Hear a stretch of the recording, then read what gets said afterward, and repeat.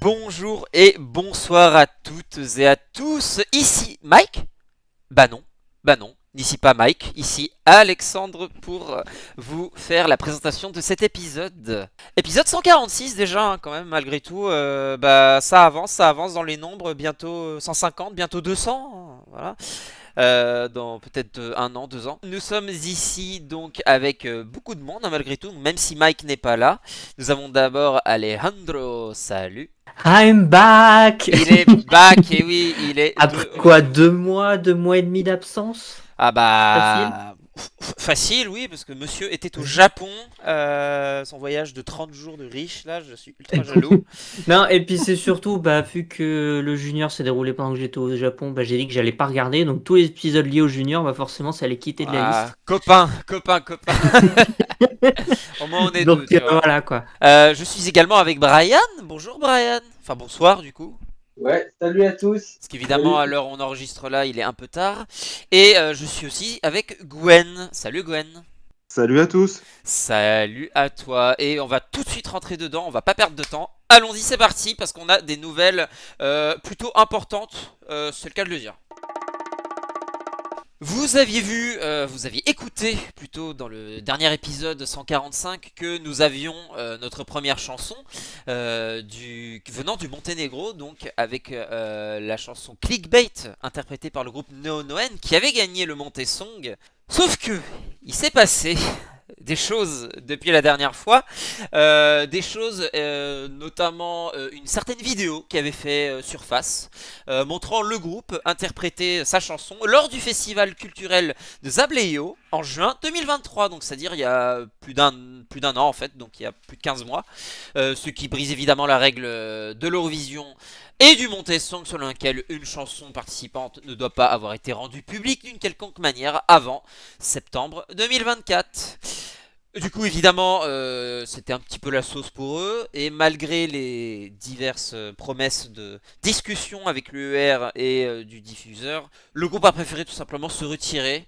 En tout cas, ça c'est la version officielle, et donc la chanson elle aussi a subi le même sort et donc n'ira pas à l'Eurovision. Ainsi donc s'est écoulé 3 jours de suspicion. On savait pas trop ce que la télévision monténégrine allait faire. Est-ce qu'ils allaient rester dans le concours? Est-ce qu'ils allaient se retirer donc?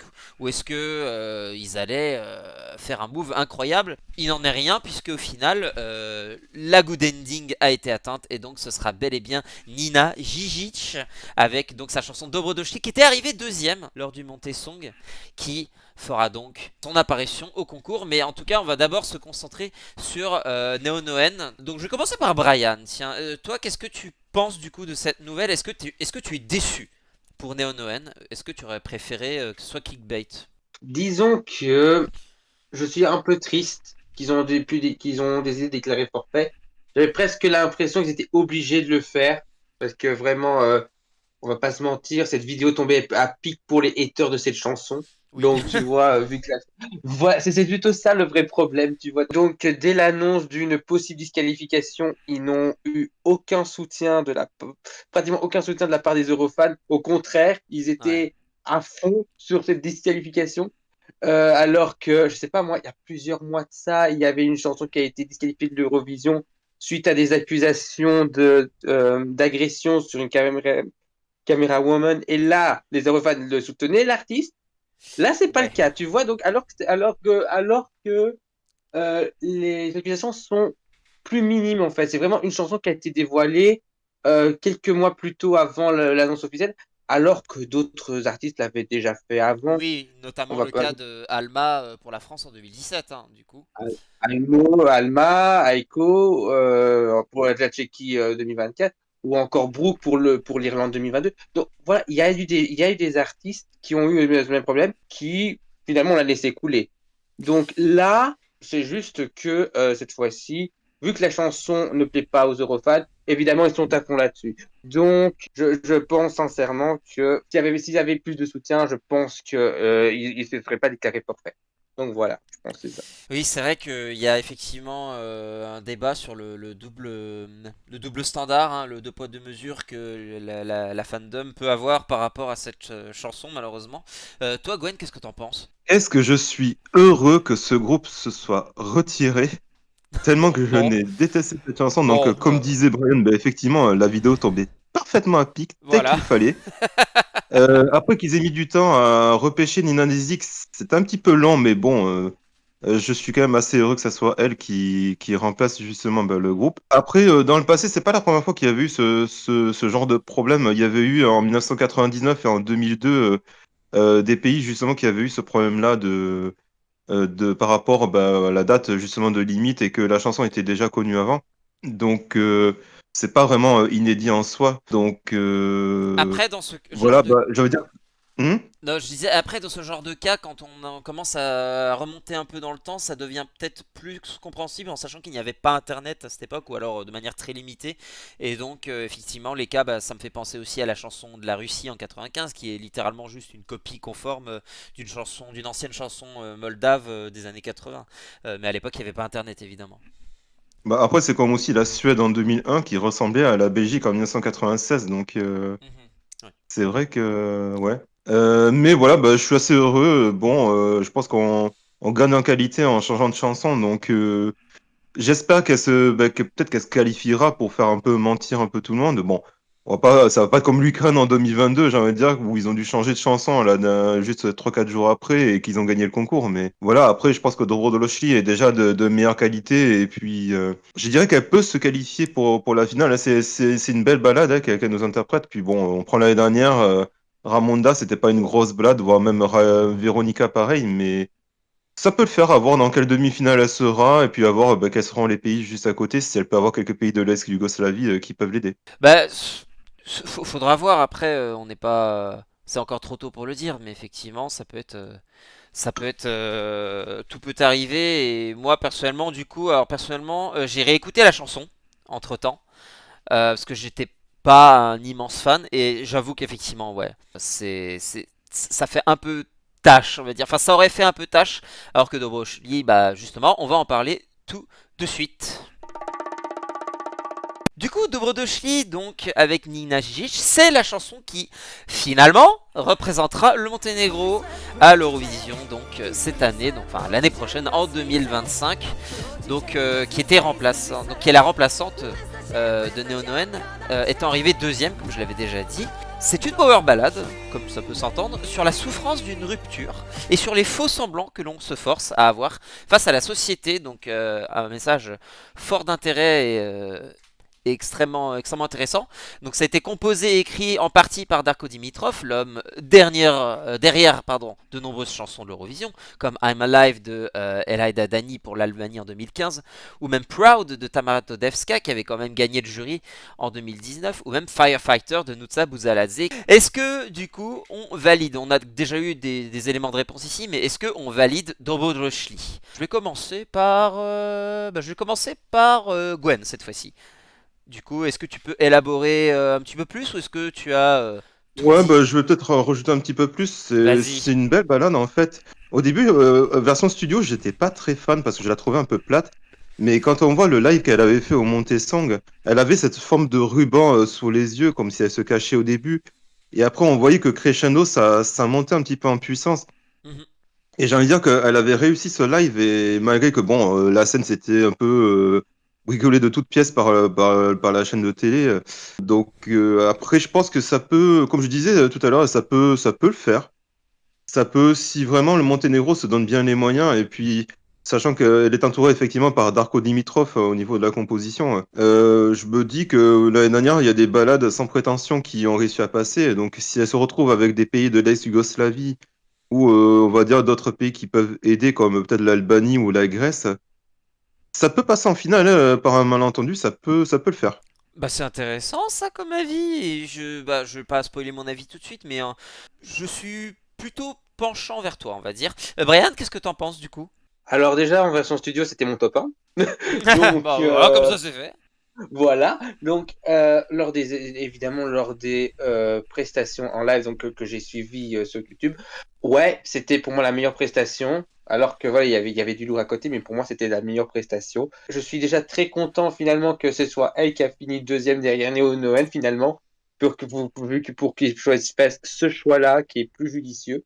Et peut-être une chance, peut-être au Monténégro, enfin d'avoir sa troisième qualification après 10 ans, parce que sa dernière qualification c'était en 2015, si je dis Eh pas de oui. conneries.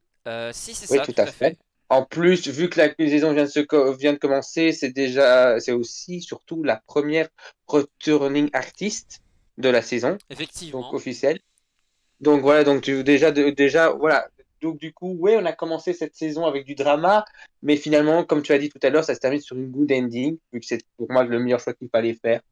Donc voilà, du coup, bon courage à elle, et j'espère qu'elle fera un bon classement. Bah, c'est très bien, très positif encore une fois. Et Alejandro, du coup, toi, quel est ton avis sur la toute première chanson de cette line-up, hein, 2025? Qu'est-ce que t'en penses? Eh ben écoute, je vais parler, alors sans avoir écouté une seule chanson du Montesong. Bon, bah, Donc, on a les deux extraits. voilà. Voilà, donc mon avis sera peut-être pas aussi objectif que les vôtres. Mais non, je suis très très heureux d'avoir une belle balade des Balkans qu'on n'avait pas eu depuis un petit moment. Oui, ça c'est fait, on Bon, l'a. Parce que Ramonda c'était pas vraiment dedans, mais bon voilà.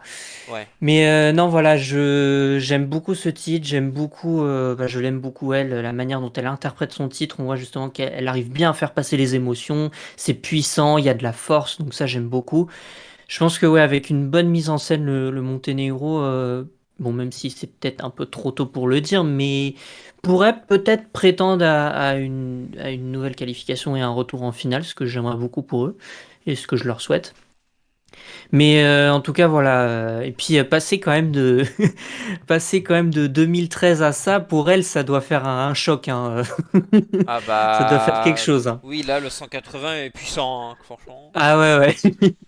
Mais non, très retour, Très bref, je vais y arriver. retour, oui. Très retour, bien sûr. Très content du retour du Monténégro. C'est une très bonne chanson et moi, personnellement, ça a gagné mon cœur. Oh, c'est mignon. Bah moi, Oh. ah, moi personnellement, je suis assez d'accord avec vous, messieurs. Cette chanson, je l'ai réécoutée également ce matin. Et bah, c'est pas du tout comme je l'avais entendu la première fois. Faut dire qu'en même temps, toutes les chansons du Montesson que je les avais écoutées au travail, avec des bruits de plonge en même temps, donc c'était compliqué de se concentrer. Mais oui, il y a un vrai truc. Et je pense qu'effectivement la mise en scène a tout son potentiel. Déjà que c'était plutôt bien au Montesson. À voir les possibilités sur la grande scène, hein, c'est toujours ça, hein, c'est toujours pareil. Après, rien n'est dit, il reste encore au moins une trentaine de chansons. Donc c'est encore trop tôt. Mais je suis assez confiant et à mon avis, si jamais le Monténégro se qualifie, ce sera totalement mérité. Et ce sera beau. Voilà. Pour ce qui est de Adil, et ensuite on passera au sujet d'après, donc il est déçu que Neo Noen ait décidé de ne pas participer à cause des règles, et en contrepartie de la fameuse commu, comme il l'appelle, qui pétait un câble si le résultat ne leur plaît pas. Mais malgré tout, pour la chanson de Nina, il trouve que ça fait le job correctement. Par contre, il est d'avis qu'il faudrait un revamp pour améliorer le titre. Bon, Un revamp, mais alors un peu léger, quoi. Pas beaucoup, quoi. ouais, on verra de toute façon. C'est encore trop Faut tôt. pas que ça dénature complètement la chanson, quoi. Oui. Surtout, moi, j'ai pas l'impression que tu as besoin d'arriver parce que la chanson en Hmm. elle-même, je la trouve déjà parfaite, même sur scène. Donc, si jamais il y a un revamp, Ouais. mais surtout, mettez pas trop d'anglais, quoi, voire pas d'anglais du tout, parce que je trouve que ça Ah non, gâchait non, plus non, la par chanson. Ouais, pitié, non. ça. Non. Bah, à Voilà. la base, Neo Noen avait annoncé ça à l'époque, avant qu'il soit disqualifié du coup. Non, là, à rajouter de l'anglais, ça casserait Ah ouais, absolument tout le charme de la chanson, donc oui, non. ça serait pas d'intérêt, je trouve. On change de région d'Europe cette fois-ci, donc là on était plus dans les Balkans. Maintenant on va passer tout au nord vers la Lettonie, car oui, en effet, les chansons du Supernova 2025 sont sorties. Et autant dire que bah, l'accueil est surprenamment enjoué cette année de la part de la communauté avec beaucoup de favoris, ce qui évidemment rend la compétition beaucoup plus serrée qu'elle ne l'est d'habitude. Donc on a certains favoris que je vais pas forcément énumérer tout de suite, mais qui sont là et j'espère que bah, vous en aurez, chers amis. Et la finale en tout cas est prévue pour le 8 février prochain. Par qui on va commencer? On va commencer par moi, tiens. Je suis mégalo aujourd'hui. Non, c'est faux, bien sûr. Donc, pour ma part, alors j'ai pas eu le temps d'écouter toutes les chansons, mais pour l'instant, de ce que j'ai entendu, je tends à rejoindre cet avis. L'avis que la qualité est au rendez-vous. De toutes les chansons que j'ai écoutées pour l'instant, il n'y en a pas vraiment une seule que j'ai trouvée vraiment et objectivement mauvaise. Je me souviens juste de la chanson du coup de Marcus Riva. C'est ça, hein, je l'ai bien prononcé. Oui, oui. Voilà, c'est ça. Ce serait un peu honteux de mal le prononcer depuis tant qu'il veut participer, le pauvre. S'il y arrive. S'il y arrive. J'ai- je l'ai trouvé un peu. Ouais, bon, elle existe, on va dire, elle existe. Mais oui, de tout ce que j'ai entendu, il y a énormément de qualité. Et je vais passer le flambeau tout de suite à Alejandro, tiens, cette fois-ci. Alejandro, qu'est-ce que tu penses de ce line-up? Le micro est à toi. Alors pour le coup, j'avais écouté donc les chansons du Supernova l'an dernier aussi. J'avais trouvé ça assez moyen. Il n'y avait pas vraiment des chansons qui me transcendaient. Mhm. Là, pour le coup, cette année, c'est complètement différent. Je trouve que la LTV a vraiment mis tous les moyens de son côté, voilà, pour proposer un Supernova qui est vraiment de qualité. Il n'y a aucune chanson que j'ai proprement détestée. Oui, il y en a qui sont un peu plus faiblardes que les autres, mais je trouve que sinon le niveau est vraiment très très bon. Donc ouais, ça risque d'être galère pour les Lettons de choisir, mais honnêtement, voilà, il y a du très bon choix et quoi qu'il arrive, en tout cas, la Lettonie a le potentiel pour faire un très bon choix cette année. Bah, c'est franchement espérant de leur part, surtout vu qu'ils se sont qualifiés, bah voilà, effectivement. On peut espérer qu'ils continuent sur cette lancée, sur ce momentum, et on serait tous ravis Mm. pour eux. Toi, Gwen, qu'est-ce que tu en penses? Juste avant de donner un avis général, je vais donner le top 3 que j'ai écouté de Supernova. En troisième, j'ai mis Chiti Zeni, hein, qui avait participé pour le pays en 2022. Leur chanson de 2025, je trouve qu'elle est peut-être un peu mieux produite, elle est un peu mieux qualité, je dirais. Voire, à la limite, il me manque peut-être quelque chose pour que ça soit vraiment la chanson vraiment gagnante. Ensuite, en deuxième, j'ai mis Cobra, le duo Cobra. J'ai beaucoup aimé la voix de la chanteuse. J'ai trouvé que c'était vraiment assez efficace, surtout dans cette balade qu'il nous proposait, même si ça manquait peut-être un peu d'originalité, mais j'ai beaucoup apprécié personnellement. J'ai vraiment été transporté pendant ces 3 minutes. Après, celui que je vois pour l'instant remporter le Supernova, c'est The Ludwig avec Ligo. Vraiment, traditionnalité, modernité, vraiment, tout se mélange. Je le vois tellement cette chanson à Bâle directement pour la Lettonie et j'espère vraiment que ce sera lui qui sera choisi. Après, je mettrais peut-être une petite mention spéciale pour Toto Maitas qui n'était pas non plus mauvaise. Sinon, après, d'ordre général, je suis peut-être un petit peu en désaccord. Je vais pas trouver ce niveau assez excellent non plus. Il y a des chansons qui sont bonnes, d'autres qui sont pas vraiment super top. Mais le problème, c'est que j'en vois pas beaucoup. Voilà, pour l'Eurovision, c'est un peu ça le problème. D'accord. Donc, je me dis que la Lettonie peut se qualifier pour la finale s'ils choisissent vraiment la bonne chanson. Et Brian, alors toi, est-ce que t'as écouté toutes les chansons? Qu'est-ce que t'en penses? Alors oui, j'ai écouté toutes les chansons et même je les ai écoutées avec Mike, donc il n'est pas là avec moi, avec nous Ah, ce soir.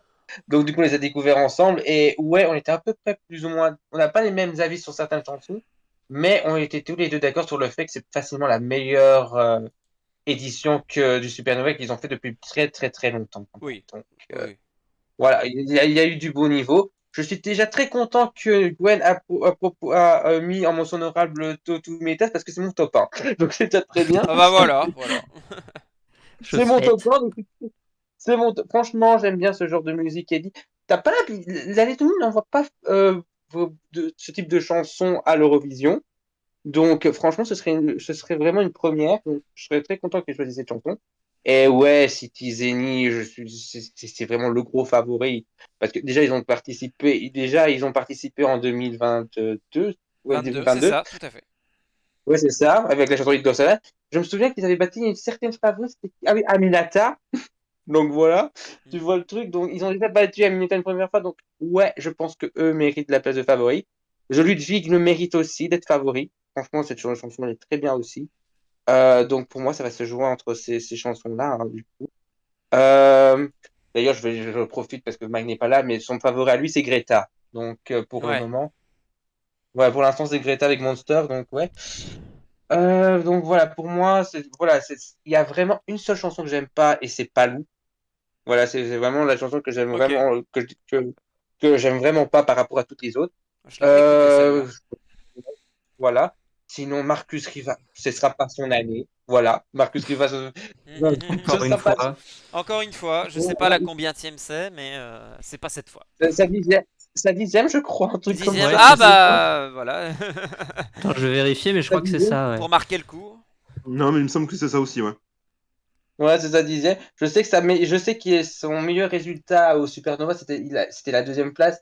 C'était en la première, il avait fini deux fois deuxième. La première, c'est en 2015, il avait perdu face à Minata. Et la deuxième fois, c'était en 2019 face à Carousel. La dernière fois qu'il a participé, c'était il y a 2 ans, il a fini quatrième. Donc son troisième meilleur résultat. Mais je pense pas qu'il va faire, je pense pas qu'il va faire mieux cette année, hein, je pense. Donc, malheureux, j'aime pas dire ça, mais rendez-vous l'année prochaine, Marcus. Voilà, Allez, peut-être. Ah, Voilà, mais un jour ou l'autre, il réussira, hein. Regarde, on a bien eu Samantha c'est Tina, donc j'ai envie de te dire. c'est voilà. ça. Et C'est ça. bah, beaucoup de positivité, ça fait plaisir. Alors moi personnellement, ah oui, on parle évidemment Citizeni, Greta, etc. Moi personnellement, j'ai envie de le dire, j'ai eu un gros coup de foudre pour The Water de Bel Tempo et Lex Dina. Franchement, je l'ai écouté tout à l'heure et cette chanson m'a vraiment emporté. Alors, ça m'étonnerait que ça gagne, mais si ça devait gagner, franchement, je m'en fiche de tous les avis, de toutes les. Si ça fait une Neon 2.0, je m'en fiche. J'adore ce morceau et ce serait un plaisir absolu de l'avoir à Bâle. Voilà, je tenais juste à dire ça. C'est tout. Là, puis tant qu'on y est, c'est vrai que j'ai pas donné les miens. Bah oui, vas-y. Alors moi, pour le coup, j'ai Tao to Meitas en 2. C'est pas ce ne sont pas mes premiers. Alors ma première, alors c'est un plaisir coupable, hein. Je sais que ça gagnera pas, mais c'est un kiff absolu. C'est Lovable de Martha. Je sais pas pourquoi, ça m'a attrapé, ça m'a pas lâché, puis je pourrais écouter ça en boucle, ça me gênerait absolument pas. Ouais, Et, je l'avais bien aimé aussi. Eh ben, j'ai Something in the Water de Juliana en 3. Et rassurez-vous, City Lenny est pas loin derrière en quatrième. Alors là, on est rassuré, là, Alejandro, vraiment. Alejandro, je te rassure, Martha et Juliana, elles sont dans mon top 3 toutes les deux. Ah, Voilà. magnifique, on va bien Derrière, s'entendre alors. derrière tous mes tasses. Donc voilà, je préfère le dire, mais voilà, c'est vraiment, on a le même top 3, mais pas dans le bon ordre. Ouais, c'est ça, Voilà, c'est beau. voilà.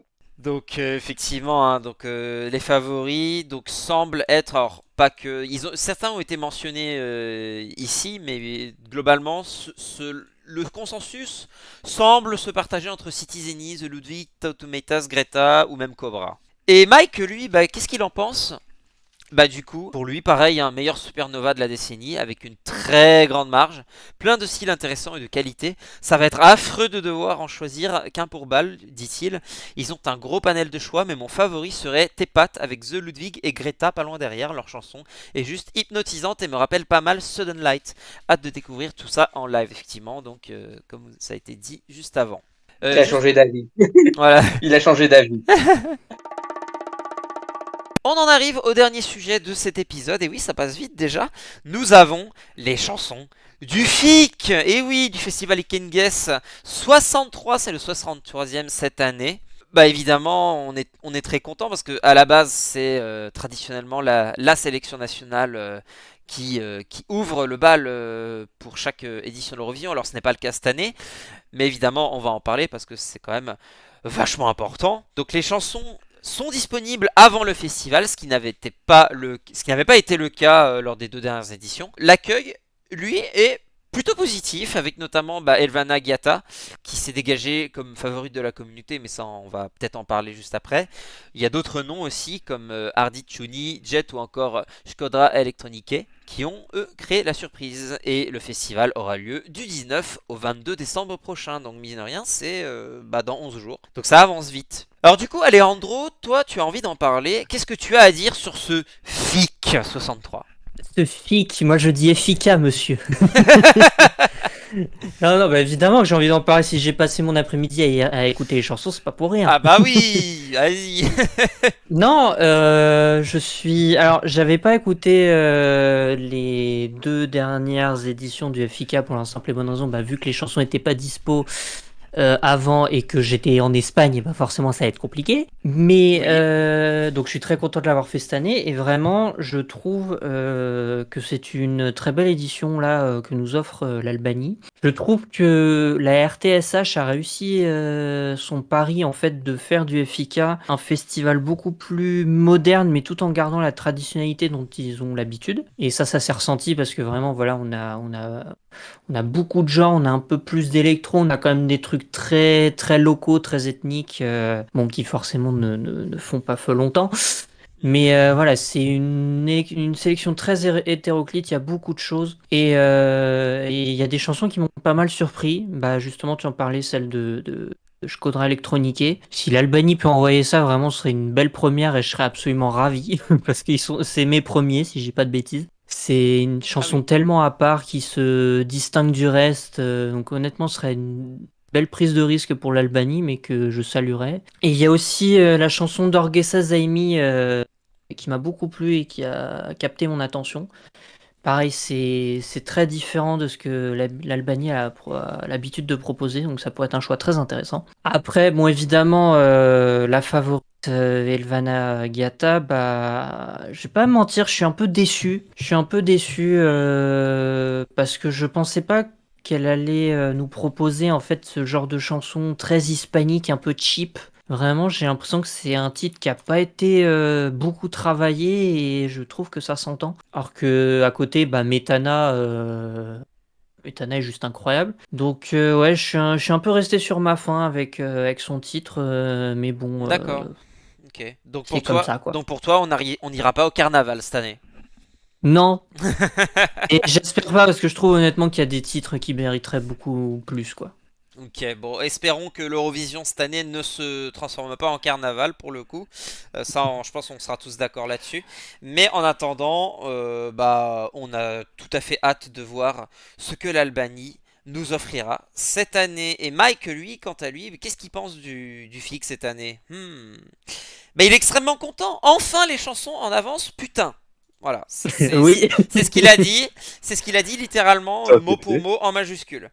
Et il se dit très satisfait de ce FIC, dont il avait été extrêmement déçu ces dernières années, avec une édition 2023 qu'il avait limite trouvé sincèrement naze et bâclée.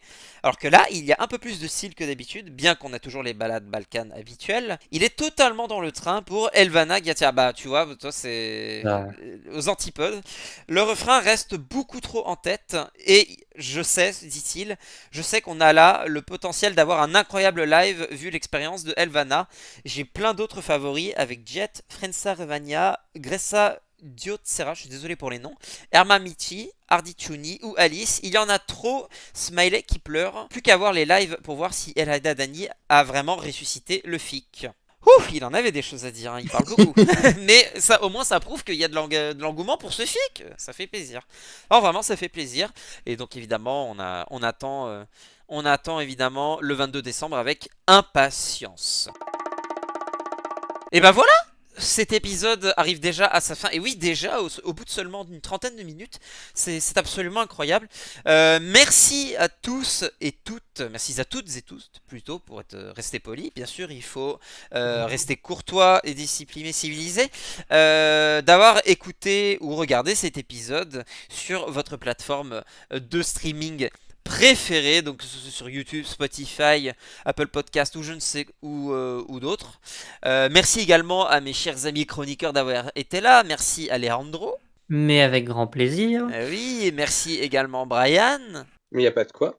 Et merci Gwen aussi d'être venu. Merci à tous. Mais oui, et on va se retrouver très bientôt avec Mike, cette fois-ci, on l'espère, pour l'épisode 147. Et qu'est-ce qu'on dit, Alejandro? Qu'est-ce qu'on dit? À la prochaine. Alors, oui, mais Oui, mais non. et aussi, qu'est-ce qu'on dit? C'est le dernier Ah, ciao. épisode avant les fêtes de fin d'année.